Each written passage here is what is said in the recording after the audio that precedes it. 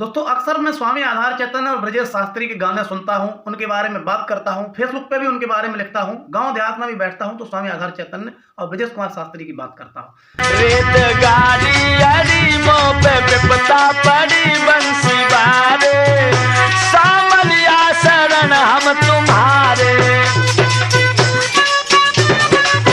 जब भी मैं इन लोगों की बात करूं, इनके गाने इंस्टाग्राम या व्हाट्सएप स्टेटस पे लगा दूं तो हमारे अपने ही लोग हमको देहाती और गंवार समझते हैं। कभी कभार मुंह पे बोलते भी हैं कि तुम देहात की वीडियोज बनाते हो, देहात का काम करते हो। मैं उन लोगों को कहना चाहूंगा कि आप मानसिक बीमार हो, आप पे शहर का इतना बड़ा खुमार चढ़ा है कि देहात के क्रियाकलाप, देहात के लोग, देहात की चीजें, देहात के सारे काम आपको गंवार लगते हैं।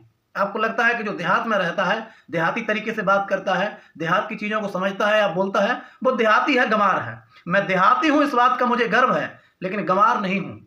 गंवार होना उसे कहते हैं जिसे अंग्रेजी के अलावा कुछ ना आता हो, और देहाती होना उसे कहते हैं जैसे हिंदी भी आती हो, अंग्रेजी भी आती हो, संस्कृत भी आती हो, इतिहास भी आता हो, गणित भी आता हो, विज्ञान भी आता हो। कहने का अर्थ यह है कि जो सर्वगुण संपन्न हो वो होता है देहात के किसान का लड़का, और जो सिर्फ अंग्रेजी की गिटपिट सीखना चाहता हो वो होता है मानसिक बीमार। अब आप कहेंगे कि अंग्रेजी इतनी बुरी है, बिल्कुल नहीं है। अंग्रेजी का मैं टीचर रहा हूं, मैंने बहुत दिनों तक अंग्रेजी की टीचिंग की है और मेरा आज भी शौक है कि मैं बच्चों को पढ़ाऊं और टीचिंग करूं। ये वीडियो मेरी पर्सनली होती जा रही है, फिर भी मैं बताना चाहूंगा कि अंग्रेजी एक भाषा है, अंग्रेजी को पढ़ना बुरी बात नहीं है। हिंदी और अंग्रेजी में इतना अंतर है कि हिंदी हमारे देश की असल भाषा है और जो हमारी बोली है ब्रज भाषा, वो और ही अच्छी है। मैं अपने शब्दों में ये बताना चाहूंगा कि बोली जननी है और भाषा उसकी बेटी है। बोली और भाषा में ये अंतर है कि बोली पहले उत्पन्न हुई, भाषा बाद में उत्पन्न हुई। जैसे कोई शब्द है गांव का, ढरैया, घोकिया। अब आप कहेंगे ढरैया और घोकिया क्या है? टोकरी को कहते हैं ढरैया और घोकिया।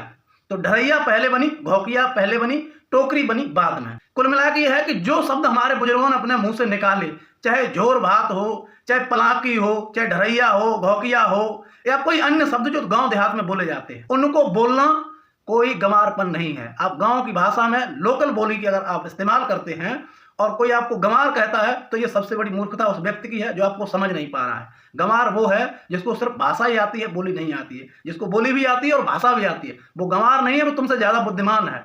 हरियाणा के लोगों को आप देख लीजिए, कहीं भी चले जाएं अपनी बोली नहीं छोड़ सकते, अपनी बोली में बात करते हैं और आप उनकी कॉपी करते हैं। मैनपुरी के ऐसे ढेर यूट्यूबर हैं, ढेर ऐसे लोग हैं जो हरियाणा के लोगों को कॉपी कर रहे हैं, लगातार उनकी भाषा को बोलने की कोशिश कर रहे हैं। तो मैं ये कहना चाहूंगा कि कभी भी दूसरे को उतारे हुए कपड़े पहनने से आप हीरो नहीं बन जाओगे। अपनी चीजों को ही अपनी बताओ। आपका जो बेस है, आपकी खेती है, किसानी है, गाय है, भैंस है, बोली है, पहनावा है, तरीके तौर तरीके हैं, परंपराएं हैं, प्रथाएं हैं, पूजा पाठ है, सब जो आपका है उसको अपनाइए और शौक से बताइए। हमारी वीडियो आप भैंस नहलाते हुए भी देख लेंगे और बोर्ड पे पढ़ाते हुए भी देख लेंगे, क्योंकि हम जो हैं वो हैं। रियलिटी से हटना मूर्खता है। तो देहाती होना गर्व की बात है और गंवार होना अच्छी बात नहीं है, लेकिन गंवार जरूरी नहीं कि देहात में मिलते हो। गंवार शहरों में भी रहते हैं, वो जिनके माता पिता वृद्ध आश्रम में हैं, वो जो लोगों के पैर छूने से कतराते हैं, वो जब किसी बुजुर्ग के कहने पे एक लोटा पानी नहीं पकड़ा सकते, गंवार है वो। हम देहात के लोग, गांव के लोग गंवार नहीं हैं। वीडियो छोटी है, हो सकता है कम लोग देखें क्योंकि इसमें कोई म्यूजिक और एंटरटेनमेंट नहीं है, इसलिए एक छोटी सी म्यूजिक चला दे रहा हूँ। तुम बिन जी पाऊंगी और संगन मेरे चले के फांसी दे मर जाऊंगी, रूप पे मैं आधीन भई